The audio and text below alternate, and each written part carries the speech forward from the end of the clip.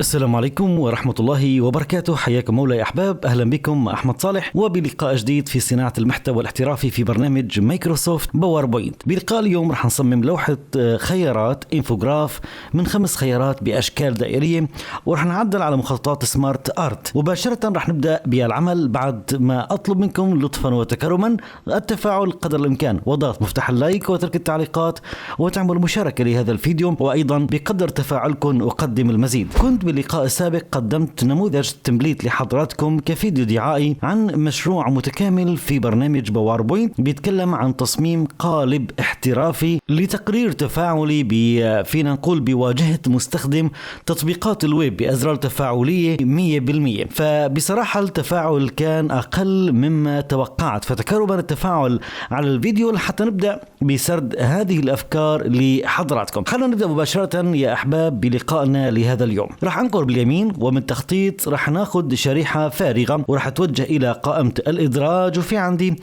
اشكال او مخططات سمارت ارت راح نختار منها دورة وبختار هذا الشكل وانقر على مفتاح الموافق، وانا محدد على حواف الشكل نجي ونعطي اضافة شكل ثاني وثالث ورابع. فصار عندي بالناحية العلوية عندي 5 اعدادات او 5 اشكال. راح نزيد مساحته شوي بالكنترول مع الشيفت. تمام، رح ننقر باليمين وبتوجه إلى تجميع وبعطي فك التجميع، برجع بنقر باليمين مرة ثانية ومن تجميع بنختار أيضا فك التجميع. رح أحدد الأشكال اللي هي بالأسفل أنا ماني محتاجة وأنقر على مفتاح الديليت، وبحدد أيضا مع مفتاح الكنترول هذه الأشكال وأيضا على مفتاح الديليت.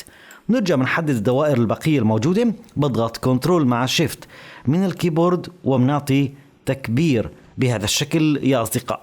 رح نحدد كل الأشكال وبختار كنترول زائد جيم، بنتوجه إلى تنسيق الشكل وبنختار محاذاة إلى الوسط ومحاذاة إلى المنتصف. تمام، الآن إذا حبينا نفعل من قائمة عرض خطوط الإرشاد رح تساعدني بالرسم بشكل جدا كبير. رح أنقر باليمين وبتوجه إلى تنسيق الخلفية وناخذ لون مغاير أو متباين للون الخلفي، وليكن معي مثلا هذا اللون. نتوجه إلى قائمة إدراج ومن أشكال رح نختار شكل بيضاوي، أضغط مفتاح الشيفت وبنقر مع السحب عشان أرسم شكل دائري. باخذ مساحة يكون لا بأس فيها نوعا ما، بختار الألة طبعا بدون خط رسم وبختار الألة شفافية. تمام، خلني فقط أنا أغير اللون وليكن معي مثلا هذا اللون. تمام، أغير شفافية. رح ناخذ دائرة بمساحة معينة، أضغط كنترول مع الشيفت وبرجع كمان بوسعها حبة إضافية.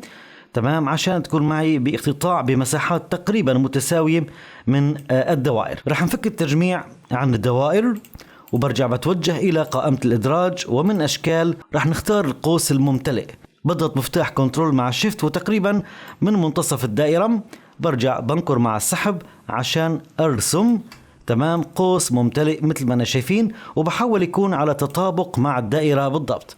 خلني اختار الألو بدون إطار ونغير اللون عشان الموضوع يساعدنا شوي.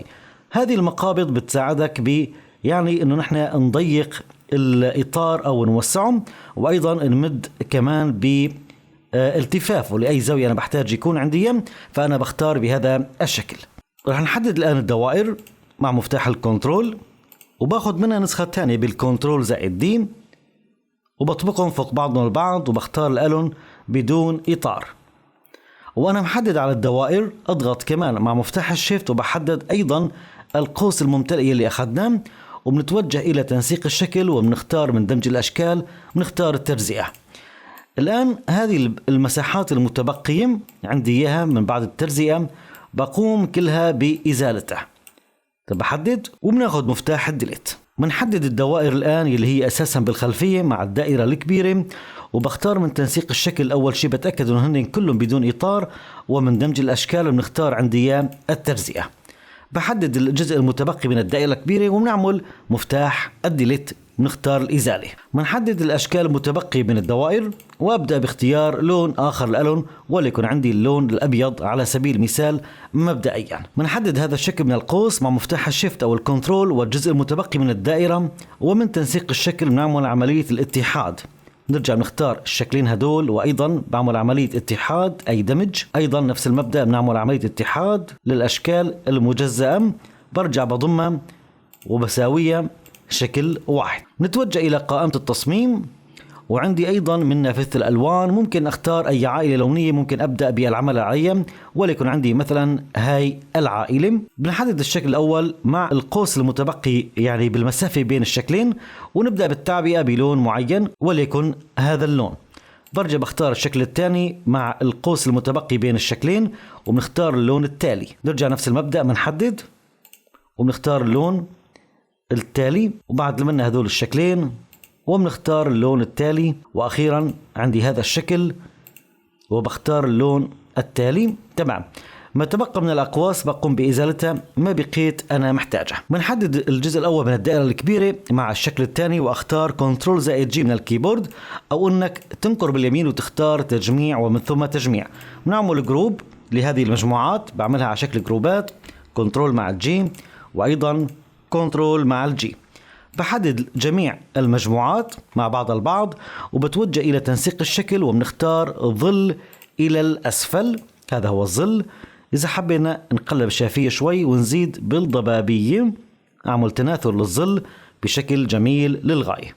نتوجه إلى أدراج ومن أشكال، نرجع نختار شكل بيضاوي، بضغط مفتاح الشيفت وبرسم دائرة وليكن عندي بهذه المساحة وبهذا الشكل. خلنا نوسع شوي ونكبر.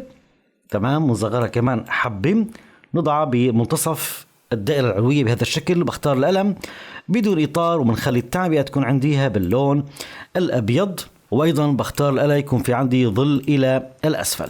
بختار كنترول-D وبطبق الدائرتين فوق بعضهم البعض، بضغط كنترول مع الشيفت وبنصغر بمساحة الدائرة العلوية حبة للداخل، وبنعبئها بأي لون من ضمن العائلة يلي نحن مختارينها.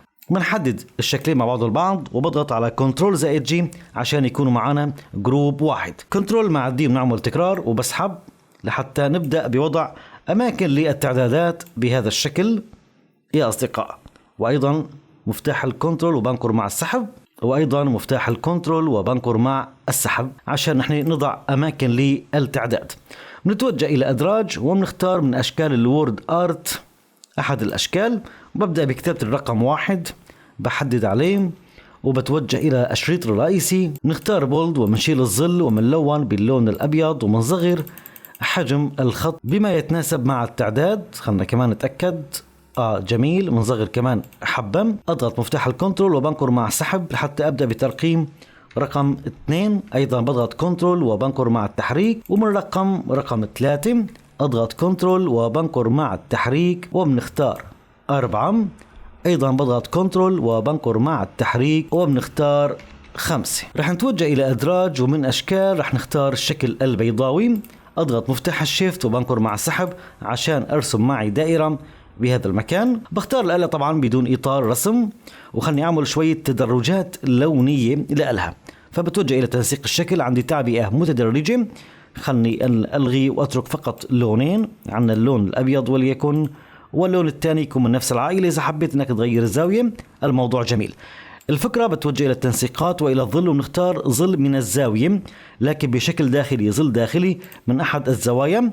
تمام. وبنقلل الشفافية ونزيد ضبابية حبة فقط لا غير عشان نحن يكون معنا موضع للعنوان أو اللوجو أو ما شابه ذلك بهذا المكان. بنبدأ الآن بوضع النصوص. أنا كنت مجهز نص افتراضي، يعني رح نبدأ بوضع الفقرات بداخل أشكال الانفوغراف، وليكن عنا التعداد الأول وعنا التعداد الثاني. ممكن أخذ هذه الأشكال، يعني أنكر، لاحظ معي، أنكر لمرة واحدة ومرة ثانية لحتى أنا أحدد الشكل الداخلي.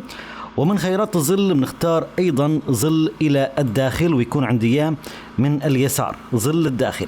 برجع بختار هذا الشكل، وأيضا برجع بختار ظل من الزاوية المقابلة وليكن هذه الزاوية. أيضا هذا الشكل بنرجع نختار ظل إلى الأعلى أو من الأعلى، ظل داخلي من الأعلى. وعندي كمان هون ظل داخلي من اليمين، وعندي كمان ظل داخلي يكون معي من هذه الزاوية. موضوع كأنفوغراف يعطي شيء من الجمالية رائع جدا. خليني اختار العنوان كنترول-C مع اللوجو طبعا، ونبدأ بوضع العنوان مع اللوجو. خليني اختار العنوان، بنكر مع السحب يكون معي بهذا المكان وليكن. وأيضا من خلال قائمة التصميم ومن اللون ممكن لما تغير انت أي عائلة لونية تحصل على أشكال وأنماط لونية منسجمة ومتناسقة ورائعة للغاية. هذا يلي حبيت اني اقدم لكم اياه بهذا اللقاء يا اصدقاء. اتمنى ان شاء الله تعالى اكون قدمت لحضراتكم الشيء الجميل والنافع واللائق فيكم كالمعتاد. فتكرما لا تنسوني من التفاعل والدعم.